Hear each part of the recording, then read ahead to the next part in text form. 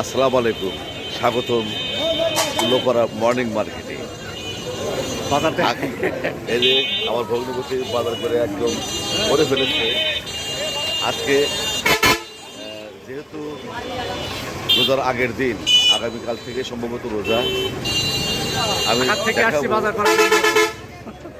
আজকের এই ভোরের বাজারে কি ধরনের মাছ, মাংস এবং তরকারি উঠেছে এবং ভিড় কেমন, থাকুন আমার সাথে শেষ পর্যন্ত।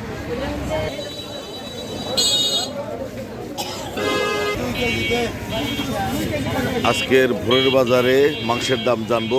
আগামীকাল তো রোজা, তাতে আজকে কি মাংসের দাম বেশি না সমান সমান? 700 টাকা কেজি। দেশি ষাঁড় গরু, যাদের গরুর গোশতের প্রয়োজন তারা নিতে পারেন। দেশি ষাঁড় গরু 700 টাকা কেজি।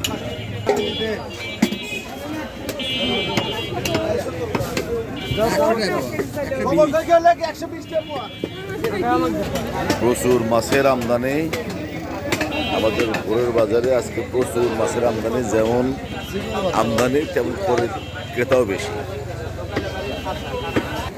কাঁচা তৈরি তরকারি, শাক সবজি, কোনো কিছু অভাব নেই আমাদের এই ভোরের বাজারে। দেখতে পাচ্ছেন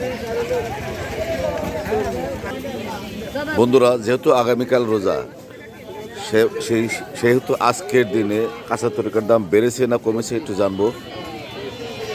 আজকের বাজারে এই বেগুন কত করে কেজি? বেগুন টাকা বেচতেছি 60 টাকা কেজি। 60 টাকা কেজি। আর লালু ছিল 20 টাকা বাড়তি।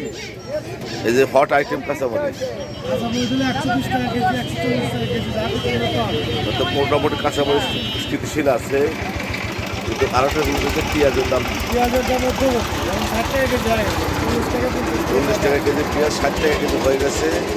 পেঁয়াজের দাম কেজি প্রতি 20 টাকা বেড়ে গেছে। এই রোজার দিনে তো মানুষ এই যে ধনে পাতা খায়, ধনে পাতার দাম কেমন? ধনে পাতা হলো 5 টাকা। 5 এর টাকা দাম সীমিত আছে। ঠিক আছে।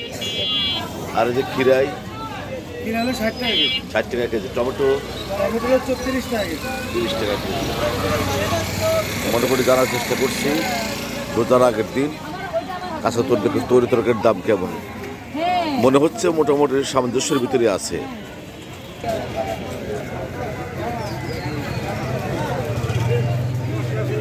আসসালামু আলাইকুম দর্শক, আমি একজন ক্রেতা খুঁজে পেয়েছি। আগামীকাল তো রোজা, আজকে তো আপনি বাজার করলেন, কাঁচা তরকারির দাম কি বেড়েছে না কমেছে? স্বাভাবিকই আছে। ধন্যবাদ আপনাকে।